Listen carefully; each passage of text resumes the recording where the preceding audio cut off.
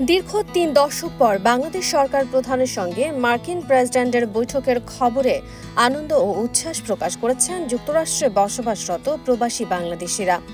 বিরল ওই বৈঠককে বাংলাদেশের জন্য অত্যন্ত গর্বের বলে জানিয়েছে প্রবাসের বিভিন্ন শ্রেণী পেশার মানুষ। তারা জানিয়েছে, মাত্র ১ মাসের কিছু বেশি সময়ের মধ্যে মার্কিন প্রেসিডেন্টের সঙ্গে বৈঠক একটি নজিরবিহীন ঘটনা। এই বৈঠকই প্রমাণ করে আগামী দিনে যুক্তরাষ্ট্রের সঙ্গে বাংলাদেশের কূটনৈতিক সম্পর্ক কতটুকু গভীর হবে।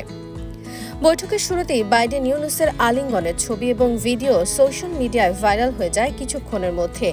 নিউ ইয়র্কের জ্যাকসন হাইটসের বাঙালি পাড়া থেকে শুরু করে কূটনৈতিক মহলেও আলোচনার মূল বিষয়বস্তু ছিল দুই নেতার ঐতিহাসিক এই বৈঠক। প্রবাসীরা আশা করছেন, যুক্তরাষ্ট্রের কাছে বাংলাদেশের দীর্ঘদিনের যেসব দাবি ছিল তা পূরণ হতে সময় ব্যাপার মাত্র, আর সেটা ডক্টর ইউনুসের নেতৃত্বেই সম্ভব।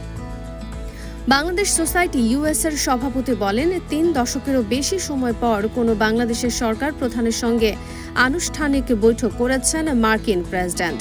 এটা বাংলাদেশি হিসেবে আমাদের জন্য গর্বের। ডক্টর মোহাম্মদ ইউনুস দেশ সংস্কারের দায়িত্ব নিয়েছেন বলেই এটা সম্ভব হয়েছে। এ বৈঠকের খবরে প্রবাসীরা আনন্দিত, উচ্ছ্বসিত।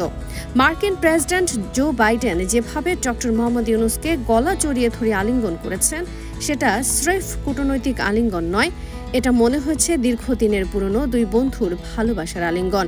এই ছবিটি প্রমাণ করে শুধু ডক্টর মোহাম্মদ ইউনুসের কারণেই আগামী দিনে যুক্তরাষ্ট্রের সঙ্গে বাংলাদেশের কূটনৈতিক সম্পর্ক কেমন হবে এবং যুক্তরাষ্ট্র বাংলাদেশকে কতটুকু সাহায্য করতে প্রস্তুত।